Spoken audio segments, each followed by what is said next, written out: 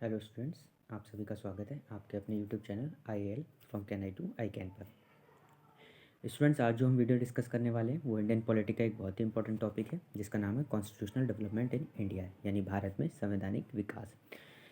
Actual में ये जो टॉपिक है इसको हम दो पार्ट्स में कवर करेंगे। तो आज जो मैं आपको वीडियो प्रोवाइड कर रहा हूँ वो फर्स्ट पार्ट की है।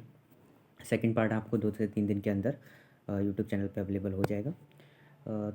तो वीडियो स्टार्ट करने से पहले मैं आपको फिर से बता देना चाहता हूँ कि अगर आपने अभी तक हमारा यूट्यूब चैनल सब्सक्राइब नहीं किया है तो आप उसको सब्सक्राइब कर लें, जिससे आने वाली वीडियोस के अपडेट्स आपको लगातार मिलते रहें। और साथ ही ये भी बता देता हूँ कि यहाँ जो भी वीडियोज़ आपको दिए जा रहे हैं वो सब नोट्स की फॉर्म में है, जिनको आप नोट्स की तरह राइट डाउन भी कर सकते हैं और उसको मेमोराइज़ करने में भी आपको बहुत ही ज़्यादा आसानी रहेगी। इसके साथ साथ आप हमारे टेलीग्राम चैनल से भी जुड़ सकते हैं। हमारा टेलीग्राम चैनल का लिंक आपको डिस्क्रिप्शन में मिल जाएगा। तो टेलीग्राम चैनल पे आपको डेली करंट अफेयर्स प्रोवाइड किए जाते हैं। डे बाय डे जो भी अपडेट्स करंट अफेयर से रिलेटेड होती है वो आपको टेलीग्राम चैनल पे अपडेट की जाती है। तो चलिए स्टार्ट करते हैं आज का हमारा video. Constitutional development in India, Bharat में संवैधानिक विकास। तो अगर हम बात करें कॉन्स्टिट्यूशनल डेवलपमेंट की इंडिया में कि संवैधानिक विकास किस तरीके से हुआ, तो इसको दो तरीके से विभाजित किया जाता है। द कॉन्स्टिट्यूशनल डेवलपमेंट में भी classified as the company rule which was effected from 1773 to 1858 and another one is the crown rule. दूसरा जो था वो क्राउन रूल था जो कि इफेक्टिव था 1858 से 1947 तक। एक्चुअल में ये जो हमने विभाजन किया, ये कालचक्र का जो विभाजन किया है, इसको मैं थोड़ा सा क्लियर कर देता हूँ आपके लिए। देखिए हुआ क्या कि आपको पता होगा कि ईस्ट इंडिया कंपनी लगभग 1600 में भारत से व्यापार करना उसने स्टार्ट किया। उसके बाद से वो अपनी मनमानी तरीके से व्यापार कर रही थी। उसको रेगुलेट करने के लिए, कंट्रोल करने के लिए कोई भी बॉडी नहीं थी।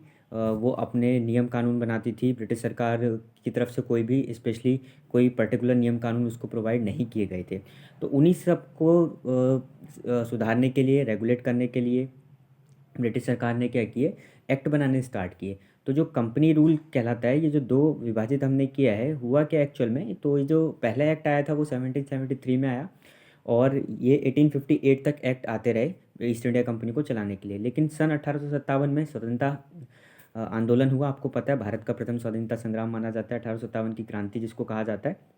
उसके बाद से 1858 में भारत में ईस्ट इंडिया कंपनी के शासन को पूरी तरीके से ख़त्म कर दिया गया और सीधे सीधे सत्ता किसके हाथ में चली गई, ब्रिटेन की महारानी के हाथ में चली गई, जिसको क्राउन रूल बोलते हैं। या आप कह सकते हैं इनडायरेक्टली सत्ता ब्रिटेन की सरकार के पास चली गई। फिर उन्होंने अपने तरीके से शासन यहाँ पर चलाया, जिसको क्राउन रूल कहा जाता है। तो उसके अंदर जो भी एक्ट आएंगे वो हम क्राउन रूल में डिस्कस करेंगे। वो हमारे 1858 से लेकर 1947 में होंगे। ये वाला पार्ट आपको क्राउन रूल वाला, जो भी इसके रिलेटेड एक्ट होंगे या जितने भी प्रोविजंस आए, ये सब आपको नेक्स्ट वीडियो में मिल जाएंगे। तो आज जो हमारा मेन वीडियो है वो है कंपनी रूल पर। इसमें जो पहला एक्ट आया था वो 1773 में आया और 1858 तक जो भी एक्ट यहाँ पर मेंशन किए गए या इस ड्यूरेशन में जो भी एक्ट आए वो आपके साथ हम डिस्कस करेंगे। इन सब में सबसे पहला एक्ट था हमारा रेगुलेटिंग एक्ट ऑफ 1773। जैसा कि इसके नाम से ही आप देख रहे हैं ये रेगुलेट करने के पर्पज़ से आया था, तो मैं इसको क्लैरिफाई कर देता हूँ। It was the first step taken by the British government to control and regulate the affairs of the East India company in India. जैसे कि मैंने अभी आपको बताया भी कि पहले ब्रिटिश ईस्ट इंडिया कंपनी अपनी मनमानी तरीके से व्यापार कर रही थी, उसको रेगुलेट करने के लिए और उसको कंट्रोल करने के लिए, नियंत्रित करने के लिए ब्रिटिश सरकार ने क्या किया, एक एक्ट पारित किया जिसको हम रेगुलेटिंग एक्ट 1773 बोलते हैं। यानी ये ऑफिशियली पहला एक्ट था जिसके द्वारा ईस्ट इंडिया कंपनी को रेगुलेट और कंट्रोल किया गया। इससे पहले कोई लिखित में एक्ट नहीं था, कोई रिटर्न में कोई रूल्स रेगुलेशन प्रोवाइड नहीं किए गए थे। तो ये पहला एक्ट माना जाता है, रेगुलेटिंग एक्ट 1773। नेक्स्ट इसमें खास बात क्या थी, it recognize the political and administrative function of the company. इस एक्ट ने क्या किया कि पॉलिटिकल एंड एडमिनिस्ट्रेटिव फंक्शन को रिकॉग्नाइज किया, यानी कंपनी के प्रशासनिक कार्य क्या होंगे और उसके राजनीतिक कार्य क्या होंगे या व्यापारिक कार्य क्या होंगे, इन सबको क्लासीफाई कर दिया गया कि कंपनी प्रशासनिक कार्य इस तरीके से करेगी, वो अपने कॉमर्शियल कार्य इस तरीके से करेगी, वाणिज्यिक कार्य इस तरीके से करेगी। And third one is it led the foundation of the central administration in India. इस एक्ट के द्वारा ही भारत में सेंट्रल एडमिनिस्ट्रेशन की नींव रखी गई, यानी केंद्रीय प्रशासनिक, आप कह सकते हैं कि कंपनी को प्रशासनिक अधिकार किस तरीके से दिए गए वो इसी एक्ट में बात की गई, रेगुलेटिंग एक्ट 1773 में। अब बात कर लेते हैं इसके कुछ इंपॉर्टेंट फीचर्स की। It designated the governor of Bengal as the governor general of Bengal. The first such governor was Lord Warren Hastings. यहाँ ये बात ध्यान देने वाली है कि उस समय, यानी आप थोड़ा सा फ्लैशबैक में जाइए। 1773 के टाइम पीरियड पर इंडिया में 3 मेन प्रेसिडेंसीज हुआ करती थी, बंगाल प्रेसिडेंसी, मद्रास प्रेसिडेंसी और बॉम्बे प्रेसिडेंसी। यही 3 मेन प्रेसिडेंसी हुआ करती थी पूरे भारत में, और इन सब में जो सबसे पावरफुल प्रेसिडेंसी थी वो बंगाल प्रेसिडेंसी थी। यानी जो भी सत्ता का केंद्र था वो बंगाल प्रेसिडेंसी में था, और बंगाल के गवर्नर को काफ़ी सारे अधिकार भी प्रदान किए गए थे। तो इस एक्ट के द्वारा भी बंगाल के गवर्नर को जो गवर्नर ऑफ बंगाल था उसकी पोस्ट का नाम चेंज कर दिया गया, गवर्नर जनरल ऑफ बंगाल कर दिया गया, ठीक है।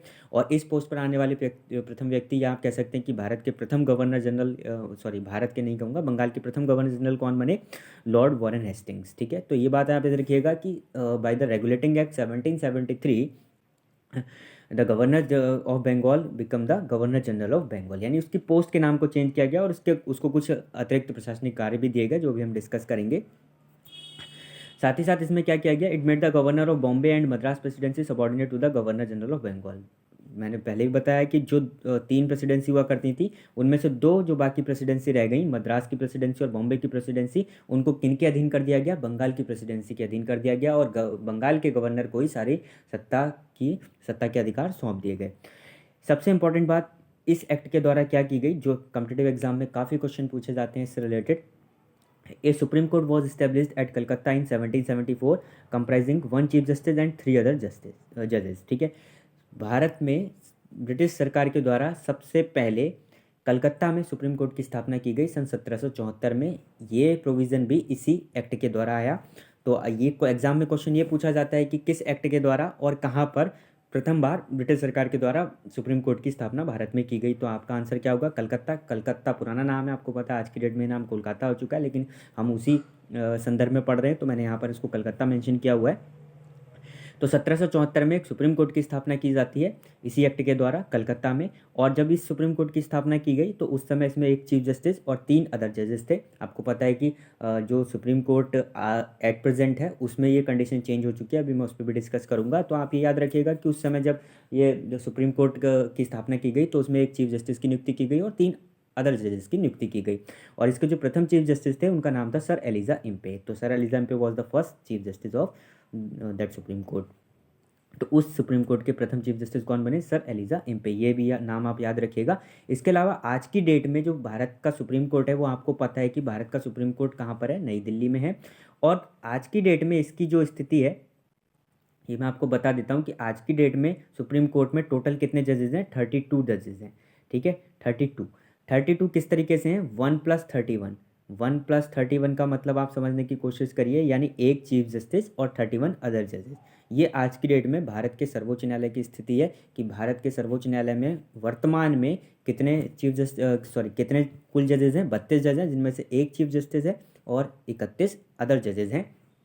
एक बात और आपको यहाँ पर ध्यान देनी है कि ये जो जजेस का आंकड़ा है, यानी एक क्वेश्चन ये भी यहाँ से बन जाता है कि मैक्सिमम कितने जज की नियुक्ति सुप्रीम कोर्ट में हो सकती है आज की स्थिति के अकॉर्डिंग? तो मैक्सिमम 34 हो सकती है। ये भी ध्यान रखिएगा, ये भी एडिशनल क्वेश्चन मैंने आपको बता दिया कि सुप्रीम कोर्ट में अधिकतम कितने जजों की नियुक्ति की जा सकती है? 34, जिसमें से 32 की गई है अभी, ठीक है। यानी 2 पोस्ट आप कह सकते हैं अभी भी खाली हैं।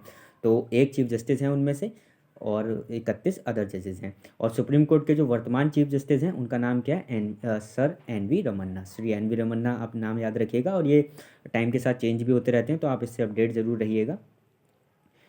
तो ये बात आपको ध्यान रखनी है कि एट प्रेजेंट क्या स्थिति है सुप्रीम कोर्ट की, ये मैंने आपको मेंशन कर दिया। इसके बाद आगे बढ़ते हैं। अगला एक्ट जो आता है वो है Pitt's India act of 1784। Actual में इस एक्ट से पहले भी एक अमेंडमेंट एक्ट आया, मैं उसको भी बता देता हूँ आपको। This act came after the amendment act of 1781 which is called act of settlement. यानी सन 1781 में एक एक्ट ऑफ सेटलमेंट आया जिसको अमेंडमेंट एक्ट भी कहा जाता है, संशोधन अधिनियम कहा जाता है, ठीक है। To rectify the defects of the previous effects. उसके बाद ये पिट्स इंडिया एक्ट आता है 1784। और ये पिट्स इंडिया एक्ट काफ़ी इंपॉर्टेंट माना जाता है क्योंकि जो अमेंडमेंट एक्ट आया था उसमें कुछ ज़्यादा बड़े लेवल पे कुछ परिवर्तन नहीं किए गए थे, लेकिन पिट्स इंडिया एक्ट में काफ़ी हद तक काफ़ी कुछ चेंजेस किए गए। इसलिए पिट्स इंडिया एक्ट ऑफ 1784 की importance exam point of view से काफ़ी बन जाती है। तो ये बात याद रखिएगा कि रेगुलेटिंग एक्ट के बाद अमेंडमेंट एक्ट 1781 में आया, और उसके बाद जो सबसे इंपॉर्टेंट एक्ट हमारा आ रहा है वो है पिट्स इंडिया एक्ट ऑफ 1784। इसके क्या क्या फीचर्स थे? It distinguish between the commercial and political function of the company. यही वो एक्ट था जिसने कंपनी के कॉमर्शियल और पॉलिटिकल फंक्शंस को बिल्कुल अलग अलग विभाजित कर दिया कि कंपनी के कॉमर्शियल कार्य क्या होंगे और उसके पॉलिटिकल फंक्शंस कैसे होंगे और किस तरीके से वो परफॉर्म किए जाएंगे। ये सारी बातें इसी एक्ट के द्वारा स्पेसिफाई की गई।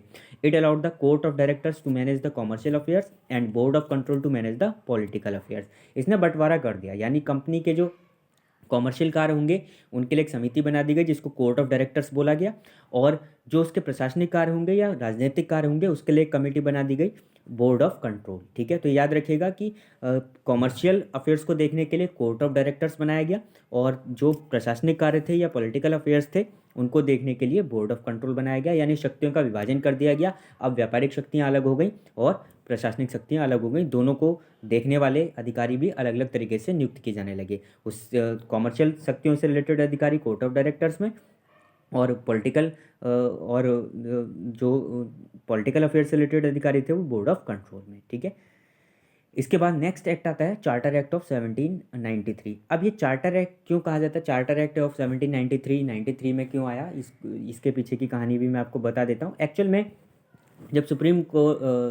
जब ब्रिटिश सरकार ने रेगुलेट करना स्टार्ट करा ईस्ट इंडिया कंपनी को, तो इरेगुलर टाइम पे उनके एक्ट आने लगे। ठीक है, जिससे कंपनी ने शिकायत ये करी कि आप हमें काम नहीं करने दे रहे, आप जो भी प्रोविज़न बनाते हैं, जो भी नियम बनाते हैं, उसके बाद 2 साल 4 साल 5 साल बाद आप उसको फिर से चेंज कर देते हैं। जब तक वो इफेक्टिव होने का टाइम आता है तो आप चेंज कर देते हैं। तो ब्रिटिश सरकार ने उनकी बात को माना और उन्होंने एक प्रोविज़न अपनाया। उन्होंने कहा कि ठीक है कि अब जो भी एक्ट आएगा वो अगले 20 साल के लिए इफेक्टिव होगा। तो इस तरीके से ये 20-20 साल का जो प्लान आया, या आप कह सकते हैं कि प्रोविजंस निकल के आए 20-20 साल के लिए, जो रूल्स रेगुलेशन निकल के आए, उनको चार्टर एक्ट बोला गया। और पहला चार्टर एक्ट कब आया, 1793 में। ये भी अपने आप में एक बहुत ही इंपॉर्टेंट क्वेश्चन है जीएस का कि प्रथम चार्टर अधिनियम कब आया, तो आंसर क्या होगा 1793 में। इसका दूसरा नाम भी याद रखिएगा, it is also known as the East India company act of 1793। इसको East India company act of 1793 के नाम से भी जाना जाता है। ठीक है, अब इस चार्टर एक्ट की खास बातें क्या थी, इसके फीचर्स क्या हैं वो हम डिस्कस करते हैं। This act continued the companies trade monopoly in India for another 20 years. इसने क्या कर दिया, कंपनी की जो मोनोपोली का मतलब होता है एकाधिकार, तो व्यापारिक एकाधिकार कंपनी के पास ही था। यानी ब्रिटेन में इकलौती कंपनी जो भारत से व्यापार कर सकती थी वो ईस्ट इंडिया कंपनी थी। तो उस व्यापारिक एकाधिकार को 20 साल के लिए आगे बढ़ा दिया, कंटिन्यू कर दिया कि 20 साल तक आपको आप व्यापार करने की अनुमति है, आपके अलावा कोई कंपनी भारत से व्यापार नहीं करेगी। यानी मोनोपोली हो गई ईस्ट इंडिया कंपनी की अगले 20 साल के लिए। ठीक है, सेकंड क्या हुआ, the governor general of the governor general was given more powers. इसमें क्या किया गया, गवर्नर जनरल को मोर पावर दी गई, एडिशनल पावर प्रोवाइड कर दी गई, उसको उसकी शक्तियों में वृद्धि की गई। ठीक है, तो ये दो इंपॉर्टेंट फीचर्स आप इसके याद रखिएगा। This act continued the companies trade monopoly in India for another 20 year. यानी 20 साल का व्यापारिक एकाधिकार पूरी तरीके से ईस्ट इंडिया कंपनी को दे दिया गया और गवर्नर जनरल की शक्तियों में वृद्धि की गई। इसके बाद जो नेक्स्ट चार्टर एक्ट आता है वो 20 साल के बाद आता है, जिसको हम कहते हैं charter act of 1813। This act came as the renewed charter act after 20 years of the charter act of 1793। यानी 1793 के बाद 20 साल में जो संशोधन होकर आया वो नया चार्टर एक्ट आया, उसको हम कहते हैं चार्टर एक्ट ऑफ 1813 या चार्टर अधिनियम 1813। इसके क्या क्या फीचर्स थे, this act ended the commercial monopoly except for T. ठीक है, इस एक्ट ने क्या किया कि कंपनी का जो व्यापारिक अधिकार जो उसको खुली छूट दे दी गई थी 1793 में, उसके व्यापारिक एकाधिकार को समाप्त कर दिया गया। केवल एक चीज़ को छोड़कर एक ही चीज़ पर उसका एकाधिकार रह गया और वो था चाय का व्यापार। यानी टी ट्रेडिंग पर उसको खुली छूट थी कि टी ट्रेडिंग केवल और केवल ईस्ट इंडिया कंपनी के द्वारा ही की जाएगी भारत में। उसके अलावा बाकी चीज़ों का व्यापार अब कोई भी कंपनी खुले तौर पर कर सकती थी, उसके लिए ईस्ट इंडिया कंपनी को अधिग्रहण करने की आवश्यकता नहीं थी। तो ये याद रखिएगा कि ईस्ट इंडिया कंपनी की मोनोपोली का पतन कब हुआ या उसको समाप्त कब किया गया, तो चार्टर एक्ट 1813 के द्वारा। ठीक है, लेकिन चाय पर उसकी मोनोपोली आप कह सकते हैं, यानी चाय के व्यापार पर कंपनी का व्यापारिक एकाधिकार बना रहा इस एक्ट में। ठीक है, इस एक्ट में चाय पर व्यापारिक एकाधिकार को नहीं हटाया गया, चाय के व्यापार पर अभी भी कब्जा किसका था, ईस्ट इंडिया कंपनी का था। दिस एक्ट परमिटेड, एक और खास बात इस एक्ट की याद रखिएगा, this act permitted Christian missionaries to propogate their religion in India. इस एक्ट ने क्रिश्चियन मिशनरीज़ को, यानी ईसाई मिशनरी होती थी, मिशनरी का मतलब आप समझते हैं कि धर्म समूह जो अपने धर्म का प्रचार प्रसार करते हैं, तो क्रिश्चियन मिशनरीज़ को भारत में अपने धर्म के प्रचार प्रसार की अनुमति इसी एक्ट के द्वारा दी गई। ये क्वेश्चन काफ़ी सारे एग्जाम में पूछा जाता है कि किस एक्ट के द्वारा सर्वप्रथम भारत में ईसाई मिशनरियों ने अपना धर्म प्रचार प्रसार करना प्रारंभ किया, तो by the charter act of 1813। ठीक है, तो ये दो इसके इंपॉर्टेंट फीचर्स आप याद रखिएगा कि चाय को छोड़कर कंपनी के व्यापारिक एकाधिकार को समाप्त कर दिया गया, और साथ ही साथ ईसाई मिशनरीज को धर्म के प्रचार प्रसार की छूट दी गई इस एक्ट के द्वारा, by the charter act of 1813। चलिए, अब 20 साल के बाद नेक्स्ट एक्ट आपका कब आएगा? 1833 में, और वो आया भी, charter act of 1833। This act was the final step towards the centralization in British India. इस एक्ट को कहा जाता है कि इसने भारत में केंद्रीय सत्ता की नींव रखी, क्योंकि कुछ ऐसे डिसीजन इसमें लिए गए जिसके द्वारा कि वो ये सिद्ध हो गया कि अब वो जो ब्रिटिश सरकार है वो यहाँ पर काफ़ी लंबे समय तक राज करने वाली है। तो एक इसके फीचर्स क्या क्या थे? It made the governor general of Bengal as the governor general of India. सबसे इंपॉर्टेंट काम इसमें क्या किया गया कि अभी तक जो गवर्नर जनरल ऑफ बंगाल की पोस्ट होती थी, उस पोस्ट का नाम परिवर्तित कर दिया गया। अब उस पोस्ट को किस नाम से जाना जाने लगा? गवर्नर जनरल ऑफ इंडिया के नाम से जाना जाने लगा। तो ये बहुत ही इंपॉर्टेंट क्वेश्चन पूछा जाता है कि किस एक्ट के द्वारा या किस अधिनियम के द्वारा भारत में गवर्नर जनरल ऑफ इंडिया की पोस्ट क्रिएट की गई। तो आंसर क्या होगा? By the charter act of 1833, यानी चार्टर अधिनियम 1833 के द्वारा। ये सब जितने भी पॉइंट्स मैंने यहाँ पर मेंशन किए हुए ना, ये सब आपके एग्जाम पॉइंट ऑफ व्यू से मोस्ट इंपॉर्टेंट क्वेश्चन है, तो आप इनको ध्यान से समझने की कोशिश करिएगा। तो याद रखिएगा कि इसका पहला फीचर क्या था? 1833 में क्या किया गया? गवर्नर जनरल ऑफ बंगाल की पोस्ट को रिक्रिएट किया गया, यानी उसका नाम परिवर्तित किया गया, गवर्नर जनरल ऑफ इंडिया के नाम से जाने लगा। साथ ही साथ उसको सिविल और मिलिट्री पावर्स भी दे दी गई, सैन्य शक्तियाँ। सिविल पावर तो एक तरह से पहले भी थी, लेकिन सैन्य शक्ति भी अब उसको प्रदान कर दी गई गवर्नर जनरल ऑफ इंडिया को। और गवर्नर जनरल ऑफ इंडिया की पोस्ट पर आने वाले प्रथम व्यक्ति, या आप कह सकते हैं भारत के प्रथम गवर्नर जनरल ऑफ इंडिया कौन बने? Lord William Bentinck. ठीक है, तो Lord William Bentinck was the first governor general of India. ये क्वेश्चन भी याद रखिएगा।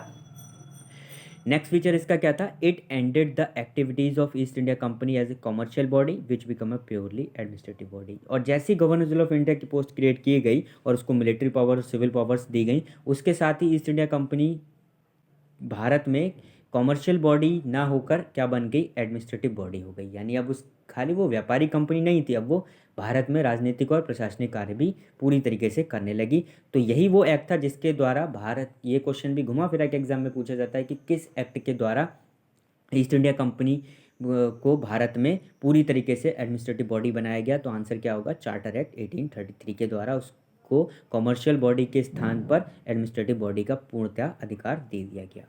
इसके बाद नेक्स्ट चार्टर एक्ट आता है 1853, charter act of 1853। It was the last charter act. अब ये अंतिम चार्टर एक्ट माना जाता है। तो प्रथम याद रखिएगा 1793 में आया, और अंतिम कब आया? 1853 में। ऐसा नहीं है कि इसके बाद एक्ट आने बंद हो गए, लेकिन चार्टर एक्ट आने बंद हो गए। उसके पीछे का रीज़न मैं आपको बता देता हूँ, और उसको डिटेल में मैं नेक्स्ट वीडियो में कवर करूँगा। सन 1857 में भारत का स्वतंत्रता संग्राम स्टार्ट हो गया और बगावत का बिगुल बज गया, आप सबको पता होगा। फर्स्ट रिवॉल्ट ऑफ इंडिया माना जाता है। उसके बाद से ये चार्टर एक्ट का प्रोविज़न ख़त्म कर दिया गया, और उसके बाद से ही ईस्ट इंडिया कंपनी के शासन को पूरी तरीके से ख़त्म करके सीधे सत्ता किसके हाथ में आ गई? ब्रिटेन की महारानी के हाथ में आ गई। यानी ब्रिटेन की सरकार ने सीधे सत्ता अपने कंट्रोल में ले ली, जिसको वो अभी तक कंपनी के द्वारा चला रहे थे। अब डायरेक्ट सत्ता उनके हाथ में आ गई, जिसको क्राउन रूल बोला जाएगा, और उसको हम नेक्स्ट वीडियो में कवर करेंगे। तो ये अंतिम चार्टर एक्ट माना जाता है 1853, चार्टर अधिनियम 1853। इसके क्या क्या फीचर्स थे? It introduce an open competitive system for selection and recruitment of civil servants. यही वो एक्ट था जिसके द्वारा भारत में प्रथम बार सिविल सर्विसेज के रिक्रूटमेंट के लिए और उनके सिलेक्शन के लिए एक ओपन कंपटीशन सिस्टम लागू किया गया। एक committee on the Indian civil services was appointed in 1854, Macaulay committee. 1854 में इसके लिए एक कमेटी भी बनाई गई, जिसको मैकाले कमेटी कहा जाता है। तो मैकाले कमेटी का गठन 1854 में किया गया, और मैकाले कमेटी का संबंध किससे है? भारत में प्रशासनिक सेवाओं के चयन से। ठीक है, ये भी आप याद रखिएगा। तो इंडियन सिविल सर्विसेज के रिक्रूटमेंट और सिलेक्शन प्रोसेस के लिए कमेटी बनाई गई, जिसको मैकाले कमेटी कहते हैं। और इस कमेटी का गठन किस एक्ट के द्वारा किया गया? सन 1853 के चार्टर अधिनियम के द्वारा किया गया, और ये गठित कब हुई? सन 1854 में। ठीक है। It introduce the local representation in the Indian legislative council. इसी एक्ट में एक और बात इम्पोर्टेंट थी, जो कि क्या थी कि लोकल रिप्रेजेंटेशन हो गया इंडियन लेजिस्लेटिव काउंसिल में। जो इंडियन लेजिस्लेटिव काउंसिल होती थी इस एक्ट से पहले, उसमें सभी सदस्य विदेशी होते थे, विदेशी मतलब ब्रिटेन के ही होते थे, भारतीयों को उसमें जगह नहीं दी जाती थी। लेकिन ये पहला एक्ट था जिसमें अब ये कहा गया कि अब जो इंडियन लेजिस्लेटिव काउंसिल होगी उसमें भारतीयों को भी भारतीय सदस्य भी नियुक्त किए जाएंगे, भारतीयों को भी अपने प्रतिनिधित्व का मौका मिलेगा। तो स्टूडेंट्स, ये था आज का हमारा वीडियो। आपको अगर पसंद आया हो तो इसको शेयर और सब्सक्राइब ज़रूर कर दीजिएगा, और हमारे चैनल को भी आप सब्सक्राइब ज़रूर करें, जिससे आपको आने वाले वीडियोस की अपडेट टाइम टू टाइम मिलती रहे। इसके बाद हम नेक्स्ट वीडियो आपके सामने 2 से 3 दिन में आपको मिल जाएगा, इसी का पार्ट 2, जिसमें हम क्राउन रूल को डिस्कस करेंगे। Thank you.